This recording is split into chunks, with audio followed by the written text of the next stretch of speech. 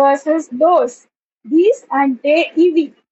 మనకు దగ్గరగా ఉన్న ఒకటి కంటే ఎక్కువ వ్యక్తులు లేదా వస్తువుల గురించి చెప్పేటప్పుడు దీస్ ఇవి ఉపయోగిస్తాము. ఫర్ ఎగ్జాంపుల్, ఇవి నా పుస్తకాలు. These are my books. ఇవి తాజా పండ్లు.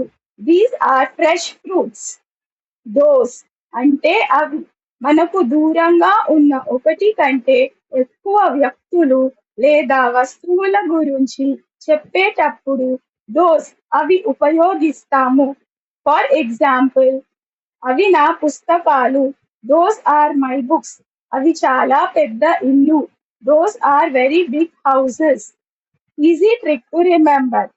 This are these equal to దగ్గర అంటే నియర్ ప్లస్ ప్లూరల్ అంటే ఇవి. That are those equal to దూరం అంటే ఫార్ ప్లస్ ప్లూరల్ అంటే అవి. Please like, share and subscribe.